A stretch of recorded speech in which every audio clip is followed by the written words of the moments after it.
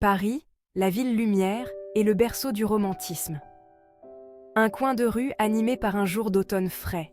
Sophie, une jeune artiste avec des rêves aussi vibrants que ses peintures, se dépêchait. Elle était en retard pour le vernissage de son exposition, son portfolio serré contre sa poitrine. Le monde autour d'elle n'était qu'un flou de mouvements et de couleurs. Puis, en un instant, tout a changé. Une collision. Des papiers éparpillés. Des excuses échangées. Et il était là. Pierre, un écrivain en herbe avec des yeux qui brillaient comme la Seine au coucher du soleil. Leurs regards se sont croisés. Le temps s'est arrêté. À cet instant, deux âmes se sont reconnues, comme si elles se connaissaient depuis 1000 vies. Ils ont parlé, ils ont ri, ils ont oublié leurs engagements précédents. Le vernissage et la date limite d'écriture se sont estompés dans l'insignifiance. Tout ce qui comptait, c'était cette connexion, cette étincelle, ce sentiment de rentrer chez soi dans un endroit où ils n'étaient jamais allés auparavant. Ils se sont promenés, ils ont parlé, ils ont partagé leurs rêves sous le regard bienveillant de la tour Eiffel. À la tombée de la nuit, ils se sont fait une promesse. Se revoir, même heure, même endroit, demain, et le lendemain, et tous les jours suivants. Ils étaient loin de se douter que cette rencontre fortuite serait le début d'une histoire d'amour pour l'éternité. Une histoire de passion, d'engagement et d'une dévotion sans faille qui s'étendrait sur des décennies et toucherait le cœur de tous ceux qui en seraient témoins. Les jours se sont transformés en semaines, les semaines en mois. L'amour de Sophie et Pierre s'est épanoui comme les fleurs du jardin des Tuileries. Chaque matin commençait par une promesse. Un vœu d'aimer, de chérir, de soutenir. Ce n'était pas de grands gestes ou des paroles fleuries. C'étaient des affirmations simples et quotidiennes. Une tasse de café préparée comme elle l'aimait. Un petit mot d'encouragement glissé dans la poche de son manteau. Leur cœur battait à l'unisson. Lorsque l'un riait, les yeux de l'autre se plissaient de joie. Lorsque l'un pleurait, les bras de l'autre étaient déjà ouverts, prêts à réconforter. Il finissait les phrases de l'autre. Il connaissait les pensées de l'autre avant même qu'elles ne soient prononcées. C'était comme s'ils partageaient une seule et même âme, divisée en deux corps. Ils ont créé des rituels. Les dimanches matins passés au lit, à lire le journal et à planifier leur semaine. Les mercredis soirs dans leur café préféré, à discuter d'art et de littérature. Les vendredis soirs, des promenades main dans la main le long de la Seine, à rêver de leur avenir. Ces moments, apparemment ordinaires pour les autres, étaient sacrés pour eux. Chacun d'eux était un fil dans la tapisserie de leur amour. Au fil des saisons, ils ont changé. Mais leur amour est resté constant. Un phare dans la tempête de la vie. Ils ont relevé des défis ensemble. Le rejet de l'art de Sophie, la critique du premier roman de Pierre. Mais à chaque obstacle, leur lien se renforçait. Ils étaient le plus grand soutien l'un de l'autre, les défenseurs les plus acharnés et les critiques les plus honnêtes. Dans un monde d'incertitude, ils étaient la constante l'un de l'autre.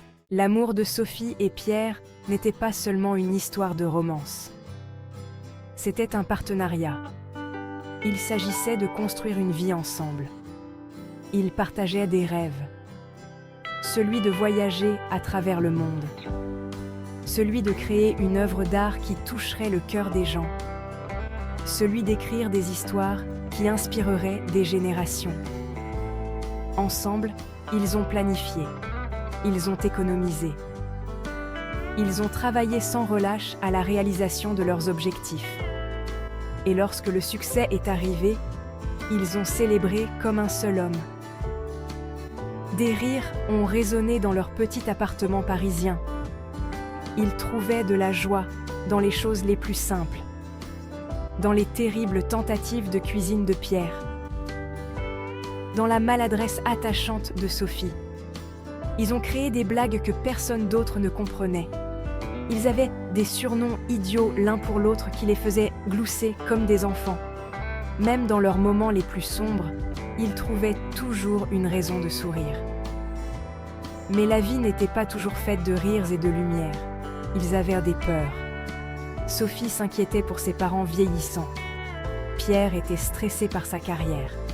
Ils ont connu des difficultés financières, des problèmes de santé, des moments de doute.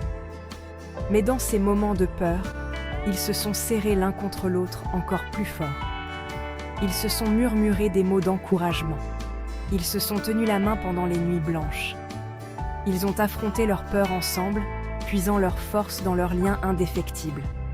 Au fil des années, leurs rêves ont évolué. Mais leur désir profond est resté le même. Vieillir ensemble. Affronter tout ce que la vie leur réservait côte à côte. Ils rêvaient de petits-enfants courant dans leur maison, de prendre leur retraite dans une petite maison de campagne, de passer leurs vieux jours entourés d'amour et de souvenirs. Et chaque jour qui passait, ces rêves se rapprochaient de la réalité. Chapitre 4. Vieillir ensemble. Un lien indéfectible. Le temps a passé. Des cheveux gris sont apparus. Des rides se sont formées autour des yeux qui avaient vu tant de joie. Mais l'amour de Sophie et Pierre ne s'est pas estompé. Il s'est approfondi. Comme un bon vin, il n'a fait que s'améliorer avec l'âge. Ils se déplaçaient un peu plus lentement maintenant. Mais leur cœur s'emballait encore lorsqu'ils se regardaient. Comme ce premier jour au coin de la rue, ils ont dû faire face à de nouveaux défis. La perte d'être cher, les limites du vieillissement du corps. Mais ils se sont adaptés. Ils ont trouvé de nouvelles façons d'exprimer leur amour. Lorsque les mots devenaient difficiles, une douce caresse en disait long. Lorsque les souvenirs commençaient à s'estomper, ils sont devenus les livres d'histoire vivants l'un de l'autre, se rappelant mutuellement la belle vie qu'ils avaient construite ensemble. Leur amour est devenu une légende dans leur quartier. Les jeunes couples les regardaient marcher main dans la main et murmuraient « Je veux ce qu'ils ont ». Ils sont devenus la preuve vivante que le véritable amour existe, qu'il peut résister à l'épreuve du temps, qu'il peut surmonter tous les obstacles. Leur histoire a inspiré d'innombrables personnes à croire au pouvoir de l'amour. Alors qu'ils entraient dans leurs dernières années, le lien entre Sophie et Pierre restait indéfectible. Ils ont fait face à l'incertitude de l'avenir avec courage et grâce, parce qu'ils savaient que tant qu'ils se seraient l'un l'autre, ils pourraient tout affronter. Leur amour était devenu leur héritage. Un témoignage de la puissance durable de deux cœurs qui battent comme un seul. Chapitre 5. Un héritage d'amour éternel. Dans leurs derniers jours, l'amour de Sophie et Pierre a brillé plus que jamais. Ils ont passé leur temps entourés de leur famille et de leurs amis, partageant des histoires de leurs aventures, offrant la sagesse tirée d'une vie entière d'amour. Leur maison était remplie de rires, de larmes et d'un sentiment de gratitude bouleversant pour la vie qu'ils avaient en partagée. Ils savaient que leur temps ensemble touchait à sa fin. Mais ils ont fait face à ce dernier défi comme ils l'avaient fait face à tous les autres. Ensemble. Avec courage et une dévotion inébranlable. Ils ont fait des projets, non pas pour eux-mêmes, mais pour ceux qu'ils allaient laisser derrière eux. Ils voulaient que leur amour continue de vivre, qu'il inspire les générations futures. Dans leurs derniers instants, ils étaient allongés côte à côte, comme ils l'avaient fait pendant des décennies. Ils n'avaient plus besoin de mots. Toute une vie d'amour transparaissait dans leurs yeux, à travers leurs mains entrelacées, à travers les souvenirs qui les entouraient. Alors qu'ils prenaient leur dernier souffle, ils savaient que leur amour avait atteint l'immortalité. Leur histoire ne s'est pas terminée avec leur disparition. Elle a continué à vivre, dans le cœur de ceux qui les ont connus, dans l'art que Sophie a créé, dans les livres que Pierre a écrits, dans l'amour qu'ils ont inspiré aux autres. Leur promesse d'éternité avait été tenue, non pas en vivant éternellement, mais en laissant derrière eux un héritage d'amour qui perdurerait pour les générations à venir. L'amour de Sophie et Pierre était devenu éternel, un phare d'espoir et d'inspiration pour tous ceux qui croyaient au pouvoir du véritable amour.